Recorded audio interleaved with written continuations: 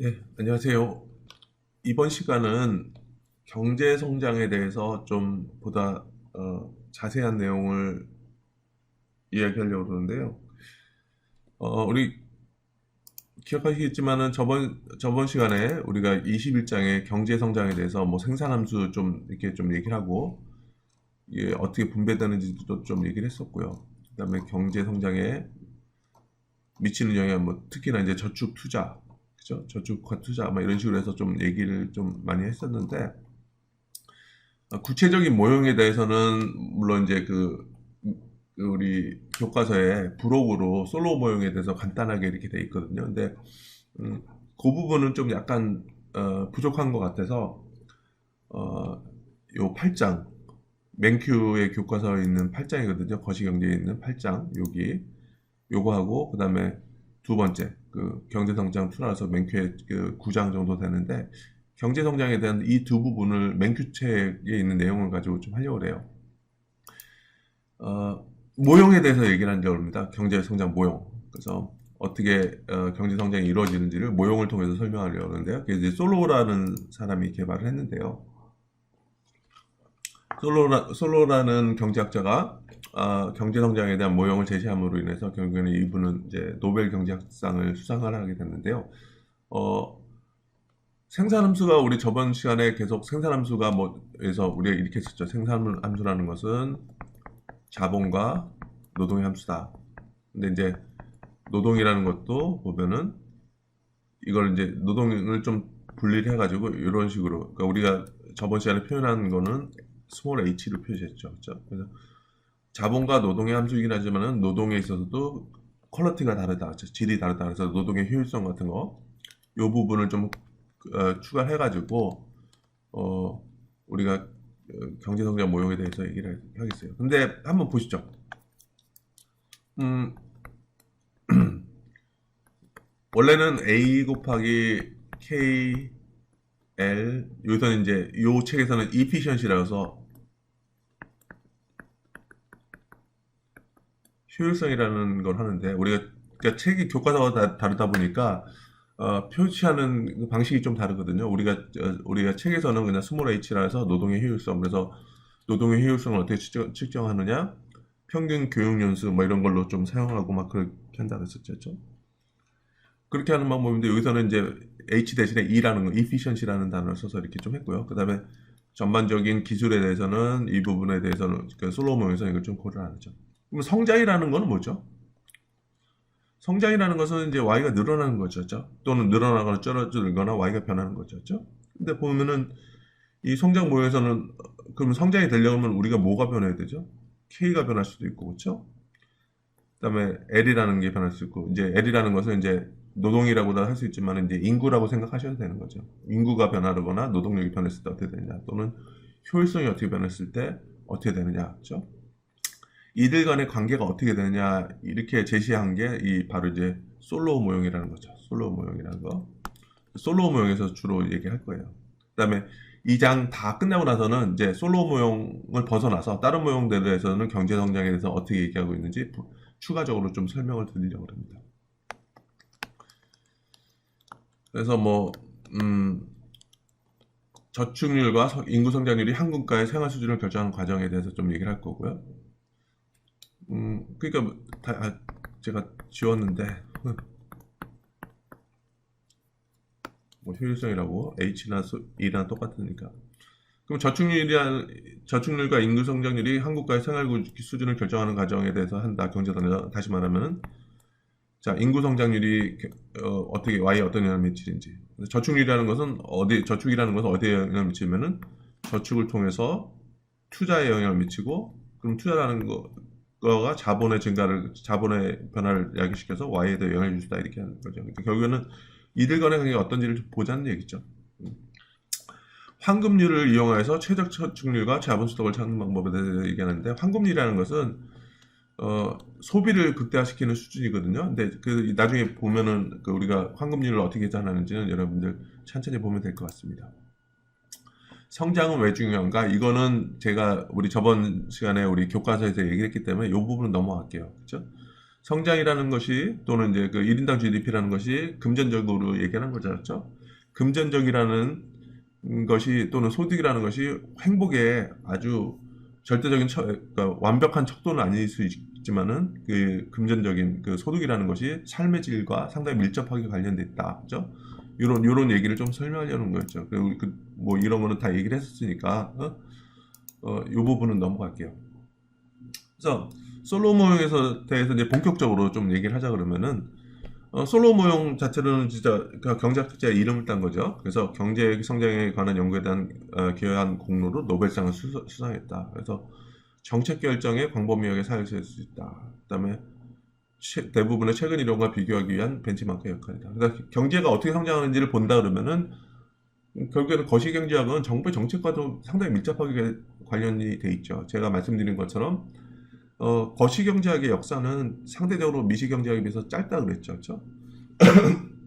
가장 큰 이벤트가 1929년에서 32년 사이에 있었던 미국의 대공황이 있었고, 그렇죠?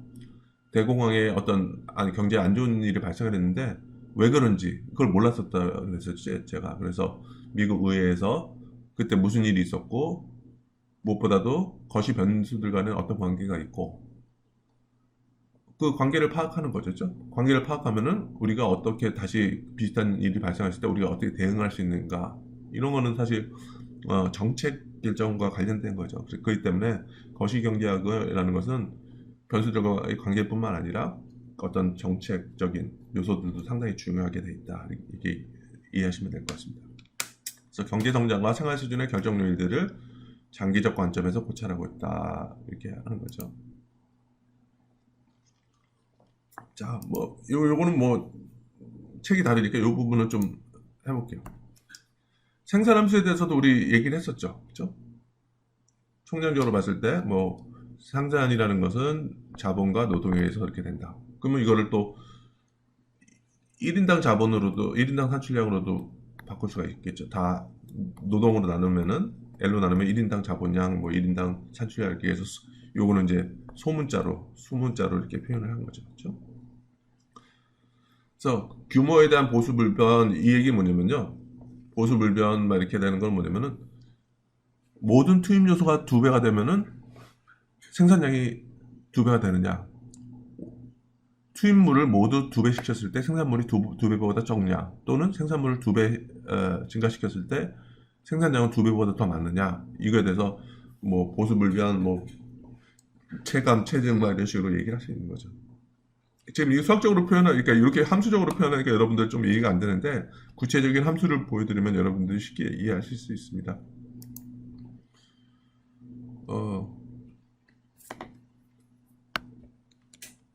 그러니까 여기서 좀 쉬운 예를 들면은 우리가 이 생산함수 여기 솔로 모형에서도 우리가 콥더글러스 함수라고 그랬었죠. 그죠? K와 L의 함수라는 것은 K의 알파승, L의 1-알파승. 그래서 알파는 0과 1 사이다. 이 얘기는 뭐냐면은 K와 L을 따로 이렇게 돌렸을 때 보면, 그러니까 따로 분리해서 이렇게 보면은 이게 K를 놓고 Y를 놓으면은 Y는 K 알파승. 그래서 요렇게 약간 곡선의 형태의 함수가 되겠죠. 그러니까 알파를 여러분들 그냥 2분의 1이라고 생각해 보세요. 그러면은 루트 K니까 함수가 이렇게 되겠죠. 말 그대로 그 다음에 알파 2분의 1 0.5라 그래도 L도 그냥 이렇게 되겠죠. L의 0.5승이랑 똑같죠. 그렇죠? 그러니까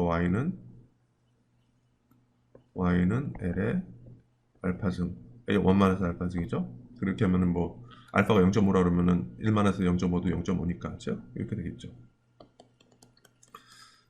제가 뭐 여러분들 다시 한번 리뷰하는 입장에서 우리 알파의 값이 주로 얼마나 그랬죠? 전체 소득에서 자본이 차지하는 비중이 어느 정도로 했죠? 거의 미국 같은 경우는 이 비중이 거의 고정돼 있다 그랬죠?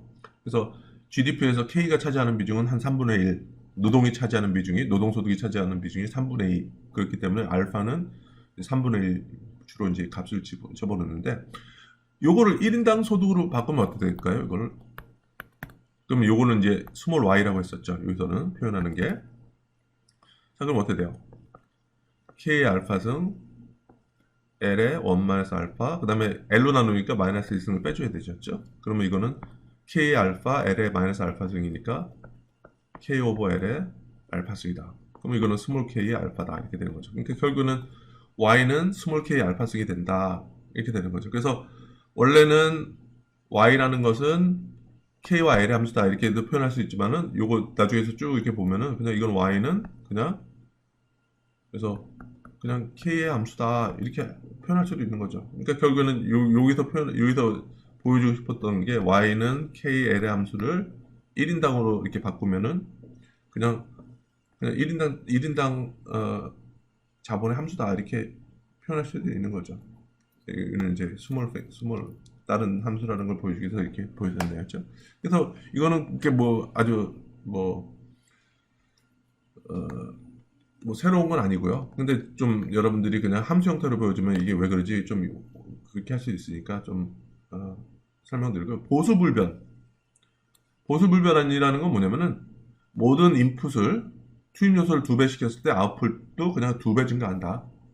이게 불변이에요. 그러니까 constant return to scale이라 해서 영어로는 그냥 모든 인풋 더블 그러면 아웃풋도 더블. 그렇죠? 이렇게 되는 거죠. 그러니까 이것도 이게 보죠. Y는 K 알파승 L의 1 마이너스 알파승이니까 K와 L을 모두 2배로 더블 시키면 어떻게 되죠?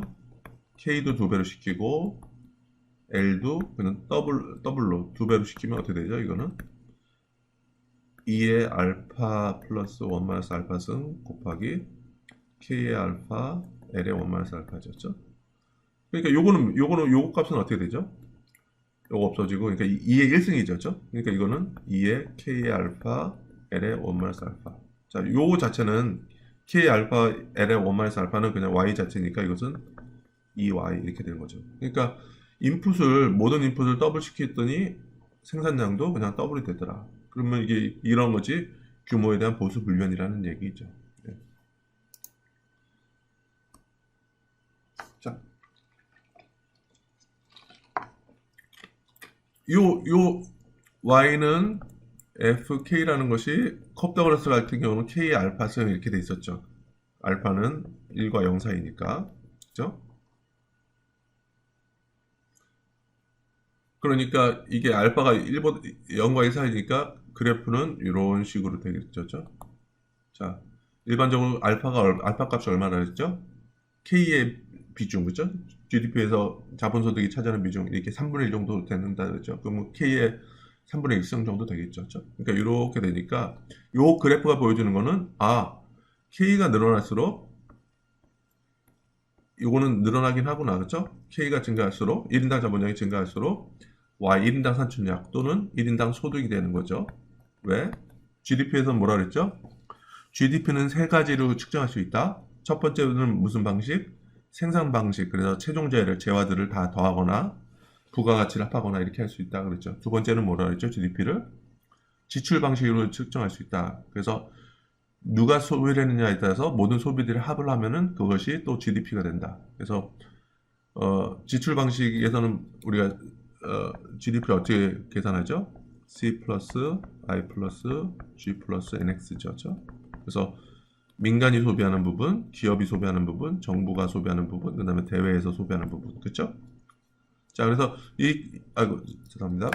근데 요 컵더글라스 함수, 솔로 모형에서는 우리가 대부분은 일단은 없다. 이렇게 가정을 하는 거죠. 어쨌든 이렇게 할 수 있고, 세 번째는 소득으로 하면은 자본소득과 노동소득의 합이다. 이렇게 하는 거니까 결국에는 1인당 산출량이라는 것은 1인당 소득이다. 이렇게 할 수도 있죠. 그렇죠? 그래서 보면은 자본이 증가함에 따라서 생산은 늘어난다. 이렇게 됐죠. 근데 또 하나 뭐냐면 이 기울기는 뭐라 그랬죠? 기울기는 그러니까 경제학에서는 한계 마지널이라고 얘기하는데 이거는 사실 한계라는 개념과 그러니까 한계어이라는 것은 한계라는 것과 비슷하죠. 추가적으로 변했을 때 어떤 게 이게 추가적으로 하나 변했을 때 이게 추가적으로 얼마나 증가하느냐 그 변화율을 나타내는 그 기울기를 나타내는 거죠. 기울기를 나타내는 거죠. 그러니까 여기서 했을 때 보면 여기선 기울기가 좀 가팔르졌죠. 그러니까 1인당 자본이 아주 적었을 때는 생산은 확 증가하다가 자본이 어느 정도 이렇게 많이 쌓이고 나서는 이 늘어나는 속도가 줄어들죠. 기울기가 완만해지죠. 그렇죠? 그렇기 때문에 이런 거는 이걸 뭐라 하냐면 자본의 한계 생산성이죠. 그러니까 자본의 한계 생산성이라는 용어는 뭐냐면 자본이 한 단위 증가했을 때 Y가 몇 단위 증가하느냐. 기울기겠죠? 이것은 이 생산함수에 보면은 이 생산함수에서 자본의 한계 생산성, 그죠? 자본의 한계 생산성. 그래서 영어로 얘기하는 거는 영어로 얘기하면은 marginal product of capital이라고 얘기를 해요. 그래서 자본의 한계 생산성은 체감하고 있다. 그러니까 K가 증가함에 따라서 이 생산함수의 기울기는 줄어든다. 그러니까 수학적인 기울기를 그냥 경제학적으로 설명하면 이렇게 되는 거죠.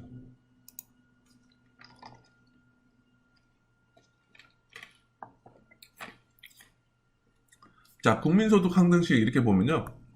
소득이라는 것은 어떻게 되느냐?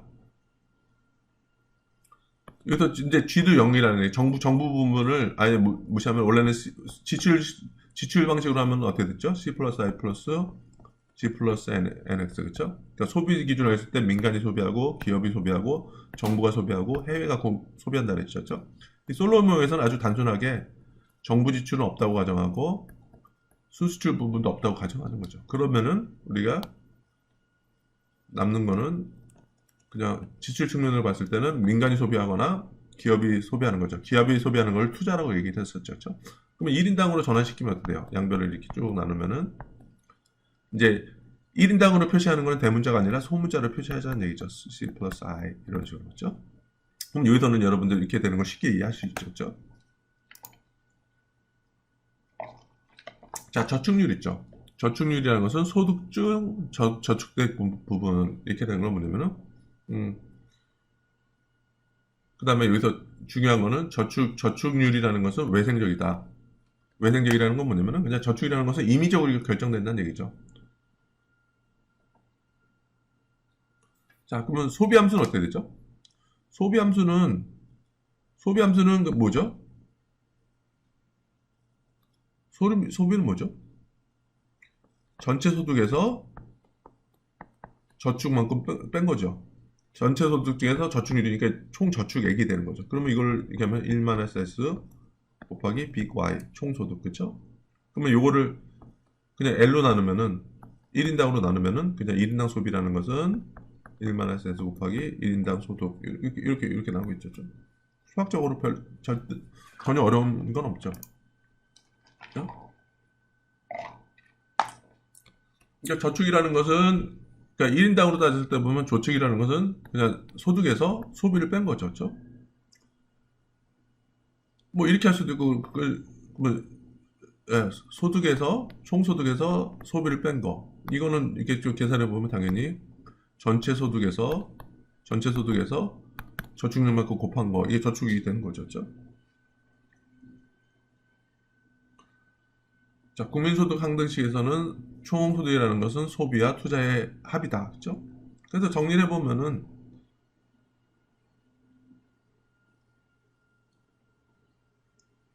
그렇죠. 이렇게 하면은, 여기서 하면 I는 Y-C가 되는 거죠. 그러니까 I는 투자라는 것은 뭐와 같다? 총소득에서 총소비를 뺀 거죠. 소득에서 소비를 뺀 거는 저축이랑 같다. 이 얘기죠. 그래서 투자라는 것은 그러니까 저축이랑 같고 이 y라는 것이 생산함수가 있을 경우에는 그냥 s 곱하기 k 함수다, 그죠? y라는 것이 그 k 함수니까 요런 같다 이렇게 좀 되는 거죠, 그죠? 자, 그림으로 한번 볼게요. 여기는 다시 말씀드리지만은 소문자들은 다 1인당으로 변환시킨 거죠, 그죠? 그래서 아까 봤을 때 요거를 다시 한번 제가 좀 다른 노트를 한번 해볼게요.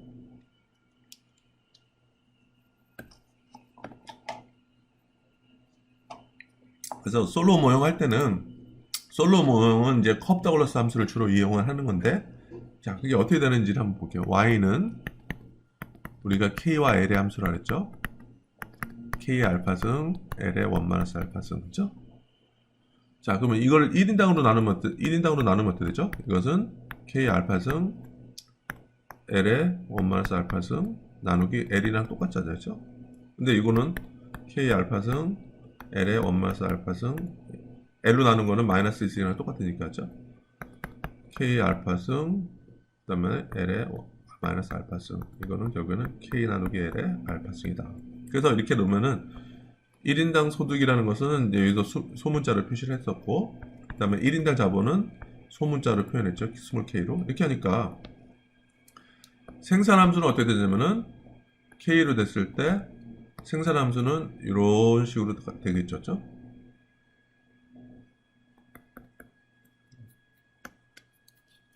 k 알파승. 그렇죠? 저축은 어떻게 되죠? 저축은 총소득에다가 그냥 저축률을 곱한 거잖아요. 그죠? 저축률 곱한 거니까 S 곱하기 K의 알파승. 그죠? 자, 여러분들 보더라도 S라는 거는 여러분들 분명히 0과 1 사이에 있겠죠. 그죠? 저축률이라는 것은. 그죠? 그러니까 이 생산함수보다는 밑에 이렇게 있겠죠. 그죠? S 곱하기 Y겠죠? S, K 알파승. 그래서 그러면 우리가 봤을 때 그러니까 그래서 요게 있는 것처럼 요런 그림이 나오겠죠. 그렇죠?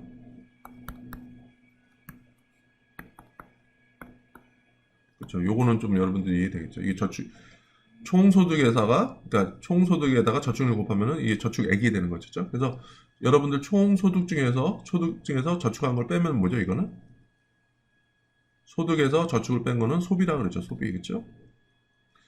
그다음에 여기서 봤을 때 저축이라는 것은 우리가 앞에서 본 것처럼 저축이라는 것은 투자랑 같다. 그렇죠? 자, 그러면 요게 이제 지출 방식에서 그거랑 똑같죠.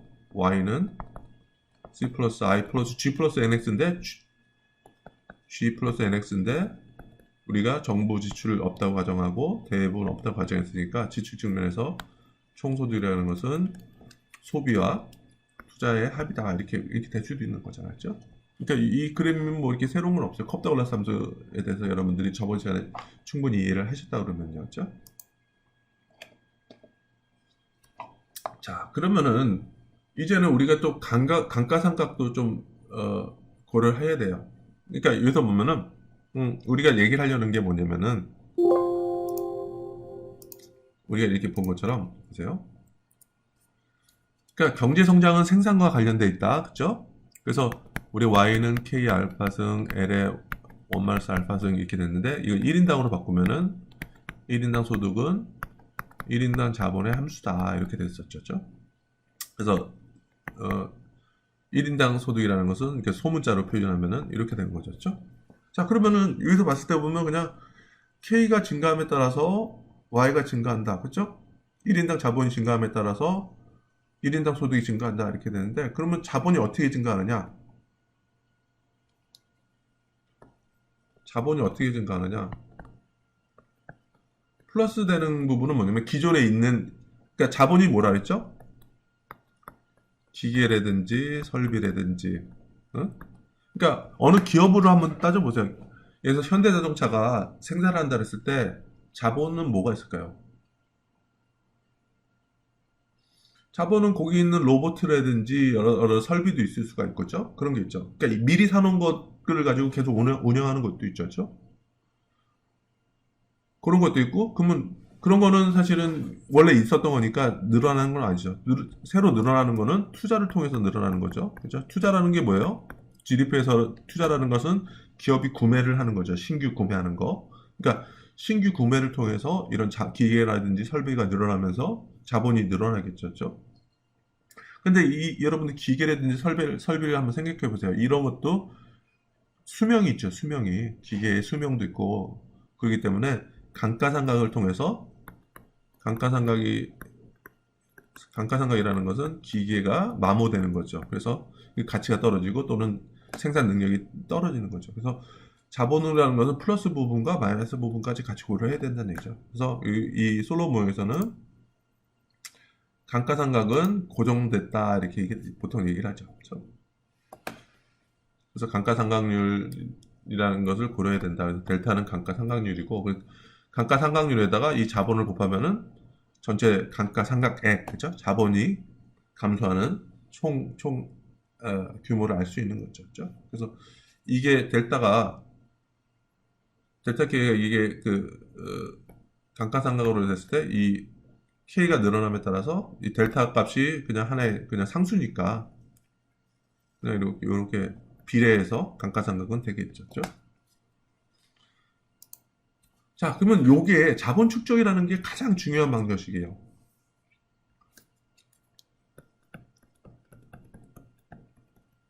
중요한 방정식이에요.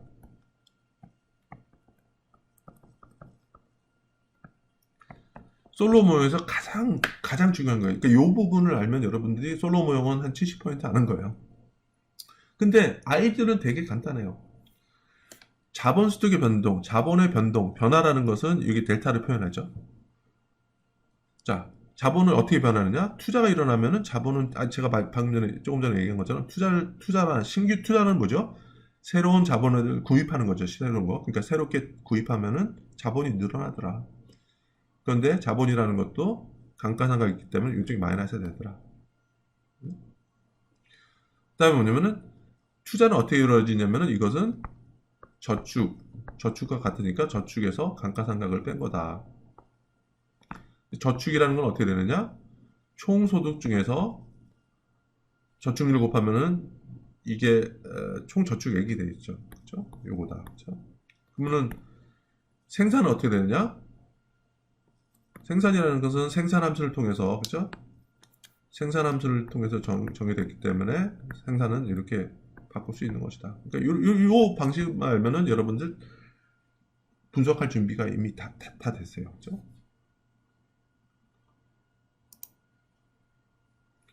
그래서 그러니까 equation of motion for K라고 해서 K의 이제 운동 방정식.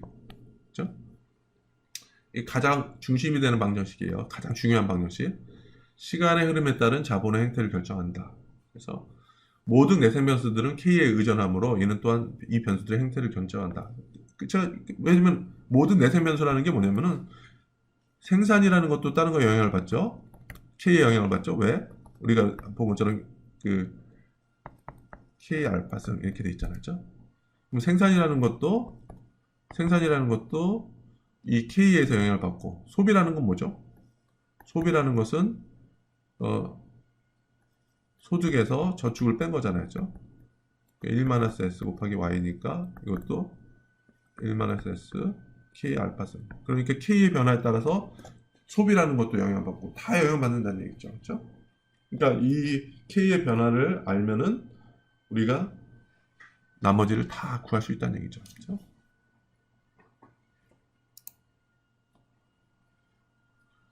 자, 그래서 만일 정확히 감가상각만큼만 투자가 이루어진다면은 1인당 자본량에는 변화가 발생하지 않는다. 그죠? 이게 0이면 그죠? 플러스 부분과 마이너스 부분이 동일하면은 자본의 축적에서는 변화가 일어나지 않는다는 얘기죠. 그죠? 그래서 이러한 갔을 때 하나의 값이 존재하겠죠. 이걸 성립하게 하는 K의 값이 하나 존재하겠죠. 그죠? 이러한 경우는 K 값이 특정한 하나의 값일 때만 가능한데 이를 일컬어서 뭐라 그러냐면은 안정상태의 자본수도 또는 안정상태 또는 다른 데서는 균제 상태 뭐 이렇게 되는 거죠. 음, 이게 왜 그런지 좀 이 안정 상태에서 어떤 상태를 파악하는 것이 왜 중요한지 좀 제가 좀 얘기를 할게요.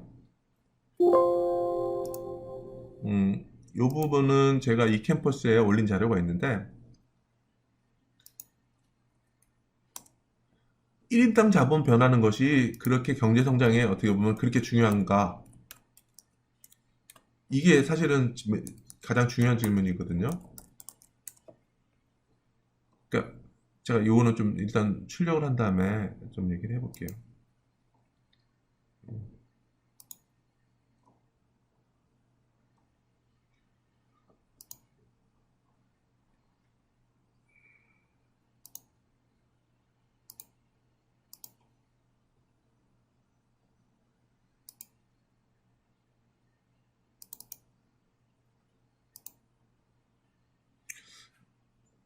영어로 돼 있어서 좀 죄송하기는 합니다만 이런 질문이죠.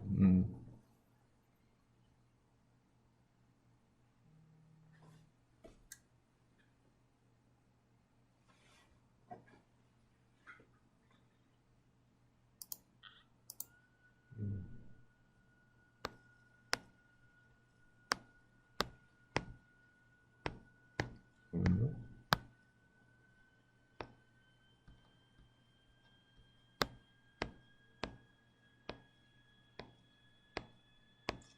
어, 그냥 말로 설명하는 게 좀 더 낫겠네요. 그러니까 우리가 지금 1인당 소득으로 했을 때, 그쵸? 1인당 소득으로 했을 때, 어,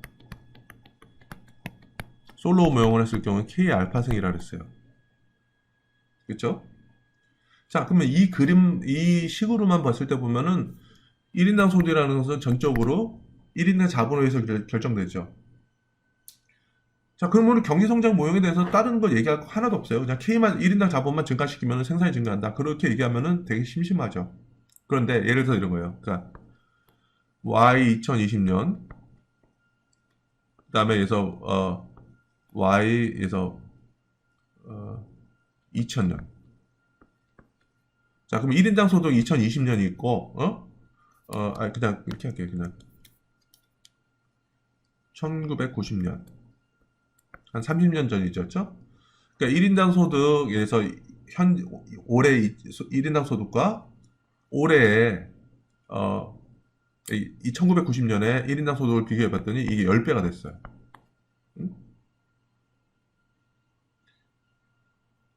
자, 일단 요거 한번 보세요. 좀 집중하시고. 여기서 그리고 또 알파의 값은 일반적으로 뭐라 그랬죠?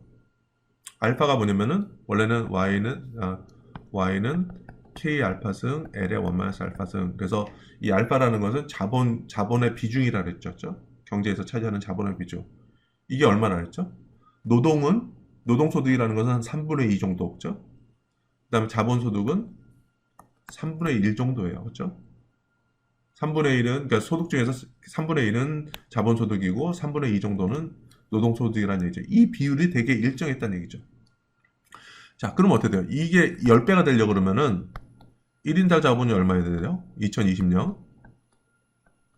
그 다음에 1990년. 똑같이 이 비율에 알파신 이렇게 되면 함수가 똑같죠? 다시 하면 이렇게 할게요. 그냥 Y2020은 K2020의 알파승이죠? 그냥 Y는 K의 알파승이니까. 그 다음에 Y1990은 K1990의 알파승이죠. 근데 여기서는 이제 알파라는 것이 뭐였냐면은 3분의 1승이었죠. 일반적인 걸로. 자, 그러면 이 비율로 해보면은 아까 한 것처럼 Y2020, Y1990 이 비율로 따져보면 소득이 한 10배 올랐다는 얘기죠. 그러면 이게 어떻게 되냐면 K2020, K1990 요거의 3분의 1승이라는 이렇게 되는 거죠. 자, 그러면 3분의 1승을 왼쪽으로 넘겨볼게요. 그럼 어떻게 되죠? 양변을 이렇게 3승 이렇게 해버리면 이게 3분의 1 곱하기 3이니까 그냥 1승으로 되겠죠. 그러면 결국은 뭐냐면은 K2020, K1990은 10의 3승은 1000이 되는 거예요.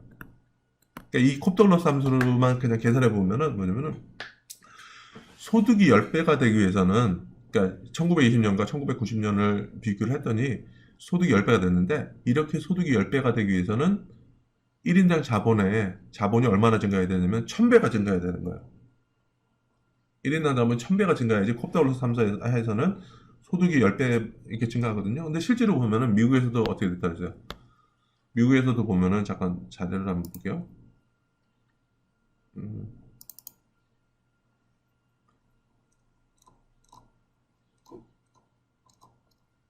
미국에서도 보면은 총소득 중 노동에 대한 비율 있잖아요. 여기서 총소득 중 노동에 대한 지불은 이거는 그러니까 Y 중에서 L이 차지하는 비중이 3분의 2로 거의 연도 간에 변하지 않았어요. 그렇죠?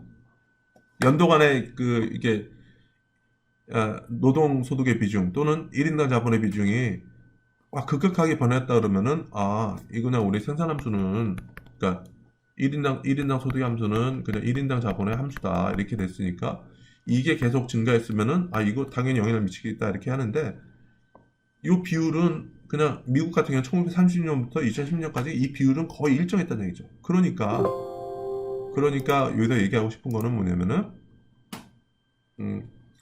1인당 자본이 경제 성장에 아주 결정적인 요인은 아니다는 얘기죠. 물론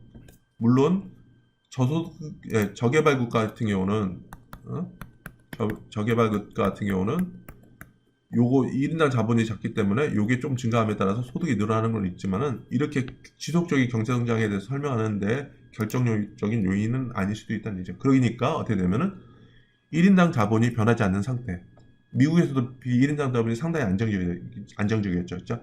이 상태를 보면서 우리가 뭔가를 좀 추가로 한번 얘기해보자. 이런 게 솔로우 모형의 어떤 기본 아이디어죠. 그래서, 변하지 않을 때, 그러니까 자본 축적이라는 건 어떻게 되냐? 저축을 통해서 늘어나는 게 있고, 저축이라는 것은 투자랑 똑같잖아요. 그렇죠? 투자를 통해서 늘어나는 부분이 있고, 감가상각을 통해서 빠지는 부분이 있으니까, 이 자본 축적이 0인 상태에서 우리가 경제를 분석해보자. 0인 상태를 만들어주는 이 값을 뭐냐면은 안정상태의 자본수덕이다 얘기를 했었죠. 그림으로 보면 이거죠. 저축함수, 이거는 저축은 총소득에서, 그죠? 이거는 S 곱하기 Y죠. 총소득 중에서 그러니까 소득을 저축률로 곱하면은 저축액이 되는 거고, 이 생산이라는 것은 또 이게 K 함수니까, 그죠? 이거는 K 알파성 이렇게 되니까, 그림은 저축이라는 것은 또는 투자라는 것은 이런 식으로 이게 이루어지고 있고, 감가상각은 어떻게 돼요? 이렇게 선형으로 되는 거죠. 그렇죠? 그래서 이렇게 되는데, 그러니까 저축 또는 투자가 감가상각과 같아지는 점, 여기가 이제 K스타라고 있죠. 이럴 때는 이게 자본 축적이 이루어지지 않는다, 그렇죠? 그러니까 자본의 변화라는 것은 투자 또는 저축의 변화, 저축에서 감가상각을 뺀 거다, 그렇죠? 근데 여기 이 같아지는 점은 여기서는 0이 된다. 이때 값을 안정 상태의 K 값이라 얘기하는 거죠. 그럼 자본이 어떻게 축적이 되는지 한번 볼게요. 이동이 되는지. 그리고 균형이라는 거, 여러분들, 균형이라는 것은 수학적으로 얘기하면은 변화하지 않는 상태라고 하거든요. 자, 그러니까 균형에 대해서 좀 얘기를 할게요. 그림으로. 우리가 최적화를 할 때,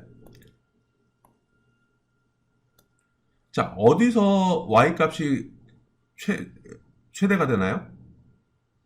여러분들 y 값이 어떨 때 x가 변화에 따라서 y 값이 어디서 제일 극대화 되나요? 여기죠, 그렇죠? 그렇죠? 왜? 이거 수학적으로 어떻게 찾죠? 자, 이거 보세요. 균형이라는 얘기를 좀 하려고 제가 좀 쉬운 예시를 드리는 건데, 만약에 여기서 공이 있어요, 공. 공이 있는데 공을 떨어뜨리는 지점이 있다, 이렇게 보세요. 공을 여기 떨어뜨리면 어떻게 되죠? 또르르 이렇게 떨어지겠죠, 그죠? 이걸 여기서 떨어뜨리면은 이것도 그냥 또르르르 이렇게 내려가겠죠, 그죠? 근데 만약에 공을 여기서 이렇게 딱 떨어뜨리면 어떻게 되겠죠? 멈춰 있겠죠, 그죠? 자, 이게 균형의 개념이랑 똑같아요. 수학에서의 균형을 제가 좀 쉽게 설명했는데, 균형이라는 것은 기울기로 따졌을 때 여기서는 기울기가 플러스죠. 여기서는 기울기가 마이너스죠. 여기는 기울기가 0이죠. 기울기가 0이라는 것은 변화하지 않는다는 얘기죠. 딱 떨어졌을 때 거기서 멈춰 있는 거죠. 그렇죠? 그러니까 변화하지 않으려는 상태를 사실 수학에서는 균형이라고 얘기를 하는데, 이 그림에서 보면은 이제 변하지 않으려는 상태가 어딘지가 좀 보일 수 있죠. 자, 저축은 이렇게 늘어나고요. 자, 그 다음에 요거는 감가상각으로 이렇게 쭉 된다 그랬죠. 그러면 이 차이가 그러니까 저축과 감가상각의 차이가 자본이 변한다 그랬죠. 그러면 요 부분 K1일 경우는 어떻게 되죠?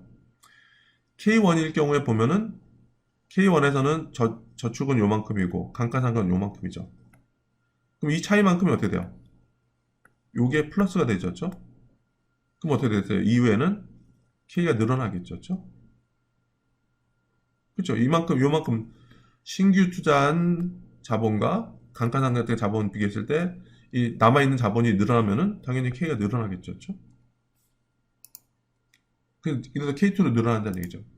자, 그럼 K2에서 또 어떻게 한번 보죠. 그래서 자본이 늘어났을 때 이 점에서 저축은 요만큼이고 감가상각은 요만큼이죠. 그러니까 요게 요거보다 크니까 또 K가 늘어나겠죠. 그러면 또 이쪽으로 또 가겠죠.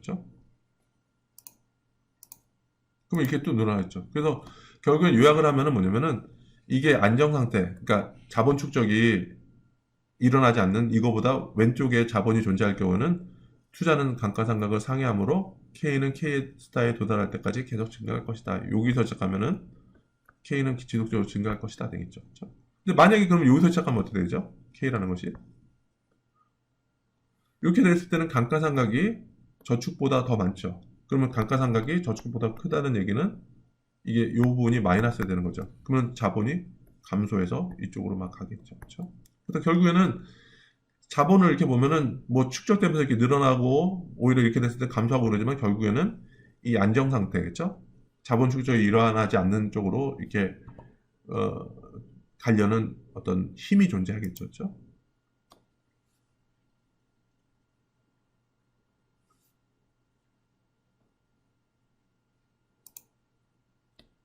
자, 그래서 생산함수 총량 뭐 이거 제가 했던 거 그대로죠. 그렇죠? 여기서는 컵더글라스 함수를 했는데 우리가 어떻게 되죠? 컵더글라스는 K 알파승 L의 원마스 알파승이었죠. 근데 여기서는 알파를 뭘로 정의한 거죠? 그냥 2분의 1 승이다 정의한 거죠. 그렇죠? 뭐 이렇게 제가 이렇게 보여드린 것처럼 그냥 요 컵더글라스 함수가 있으면은 그냥 y 그러니까 y는 K 알파 y는 K 알파승 L의 원마스 알파승이다 이렇게 됐었을 때 제가 이미 많이 보여드렸지만은 이것은 1인당 자본의 알파승이다 이렇게 돼서 y는 K 알파승 이렇게 스몰 y는 뭐라 했죠? 1인당으로 나눈 거죠. 자 그렇게 되니까 이렇게 도출되는 건 제가 이렇게 계속 보여드렸고 그죠? 그러니까 이게 K 뭐 알파가 2분의 1인 경우에는 이렇게 도출된다는 거는 여러분들 쉽게 알 수 있죠. 그렇죠? 자 그러면은 저축률은 0.3이고 델타는 0.1이고 최초의 값은 4.0이다. 그럼 어떻게 돼요? 자본 축적은 어떻게 된다 그랬죠? 자본 축적은 저축에서 그렇죠? K 알파승 그 다음에 감가상각을 빼는 거라 그랬죠. 저축률은 몇이라 했어요? 0.3이고 그 다음에 K에 아까 알파는 2분의 1이라고 0.5 얘기를 했었고 그 다음에 델타는 0.1 K 그죠?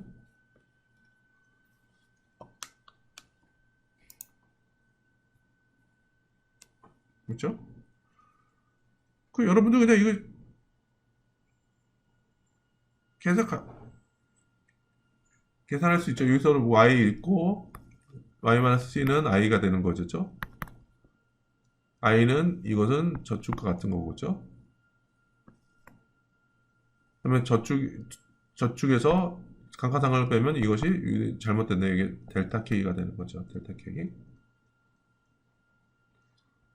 여러분들 계산해 보면 돼요. 근데 우리가 안정 상태에서 이거 무슨 값이 나오냐? 이거 계산해 볼 수 있죠.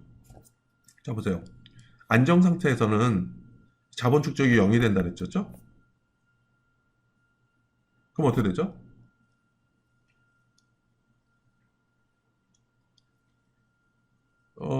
그냥 0이니까 우리 이렇게 할게요. K의 2분의 1승 0.3K의 2분의 1승은 0.1K가 되죠.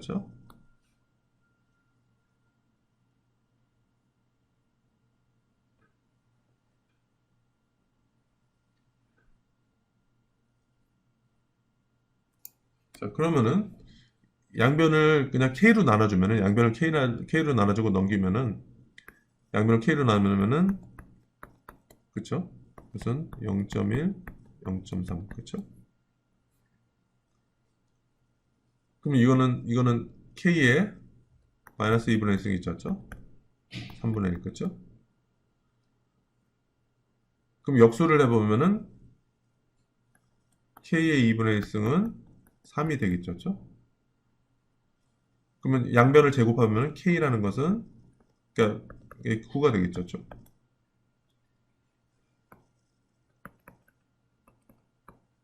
그러니까 안정상태 이 부분은 뭐냐면 델타 K가 0이 되는 시점에서 안정상태에서 K 값은 9가 되는 거고 그러면은 총 소득 또는 그러니까 1인당 생산은 어떻게 되죠? Y라는 것은 K의 알파승이었죠. K의 2분의 1승이었었죠. 근데 안정상태에서 이 K 값이라는 것은 9였기 때문에 9의 2분의 1승이니까 3이 되는 거고. 그렇죠? 투자는 어떻게 돼요? 투자라는 것은 저축이랑 같으니까 요것이 Y가 3이니까 저축률이 0.3이니까 그렇죠? 0.3 곱하기 3은 0.9 그죠? 그러니까 저축은 0.9가 되고 그럼 소비는 어떻게 돼요? 소비는 소득에서 저축을 빼는 거니까 2.1 뭐 이렇게 다 나오겠죠. 그렇죠? 그러니까 이렇게 주어져 있으면은 여러분들 다 최종적으로 그죠? 안정상태의 K 값은 9다. 그죠? 잠깐만요. 요거 우리 9라는 거 구했고요. 그렇죠? 안정상태에서의 생산 어떻게 되냐? 3이다. 이거 구했죠. Y스타. 이게 K스타고, 이게 Y스타고. 그 다음에 소비라는 것은 2.2다. 우리 구했고요. 그렇죠? 그 다음에 저축이라는 거, 또는 투자라는 것은 0.5라는 걸 구했고요. 그렇죠? 뭐 이렇게 해서 여러분들 그냥 구할 수 있습니다. 그렇죠?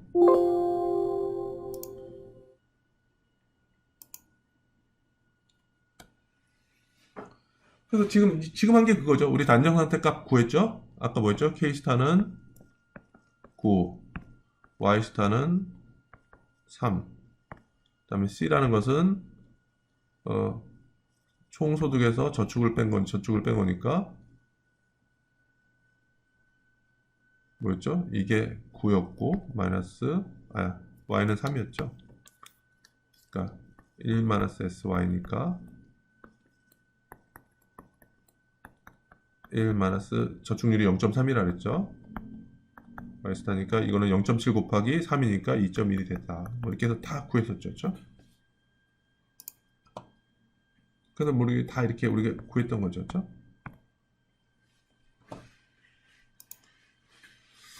자, 그러면 우리가 저축률의 증가되면 어떻게 되느냐? 그러니까 사실 우리가 그 자본 축적이라는 것은 저축에서, 총 저축에서 여기서는 이제 K 알파서 그죠? 이렇게 할게요. 이렇게 된다. 이제 생산함수 마이너스 감가상각인데, 자, 그럼 당연히 이 저축률이 늘어나면은 이 저축 함수가 위로 올라가겠죠. 그럼 어떻게 돼요? 저축이 늘어남에 따라서 투자가 늘어나서 자본이 당연히 증가하겠죠.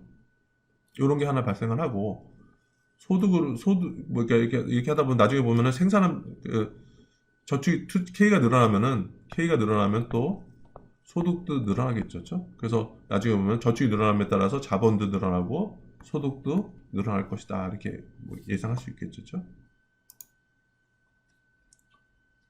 자, 그런데 이게 좀 애매해요.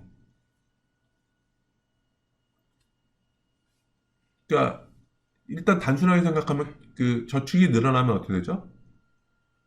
저축이 늘어나면은 이게 늘어나서 Y가 늘어날 수도 있죠. 근데 뭐 또 하나 부분은 뭐냐면 저축이 늘어난다는 얘기는 소비가 감소하는 거죠. 소비도 늘어나니까 저축이 늘어나는 것은 소비가 감소하는 거죠. 그렇죠? 소비라는 것은 어떻게 돼요? 그렇죠? 저축이 늘어나면은 소비가 또 감소하죠. 그렇죠? 하여튼 보죠. 그러니까 일단 뭐냐면은 저축률이 상승하면은 당연히 안정상태의 자본은 증가한다. 그렇죠? 그러니까 또 Y는 소득이라는 것은 또 K 함수니까 K가 증가하면 Y가 증가한다. 그렇죠? 그래서 솔로 모형에서는 저축률과 투자율이 높은 국가일수록 장기적으로 더 높은 1인당 자본과 소득 수준을 지니는 것으로 예측한다. 이렇게 얘기하는 거죠. 자, 그러면 투자율과 1인당 소득에 대한 국제적 자료를 보자. 이렇게 하면 전반적으로 좀 이런 관계가 성립한다는 얘기죠. 그렇죠? 다시 투자가 늘어난다는 얘기는 왜냐면 투자랑 뭐랑 같았냐면 저축이랑 같았잖아요. 여기서. 그렇죠? 저축이 늘어나면은 소득이 늘어나더라. 그렇죠? 이런 좀 관계가 보이더라. 얘기를 하는 거죠. 환급률 얘기는 조금 환급률 얘기는 우리 다음 시간에 좀 얘기하는 걸로 할게요. 그래서 일단은 지금 안정 상태에서 우리 K값을 어떻게 구하는지 그거에 대해서 좀 얘기를 했었고요. 환급률, 그러니까 소비를 극대화시키는 이 수준에 대한 얘기는 우리 다음 시간에 또 얘기를 하겠습니다. 네.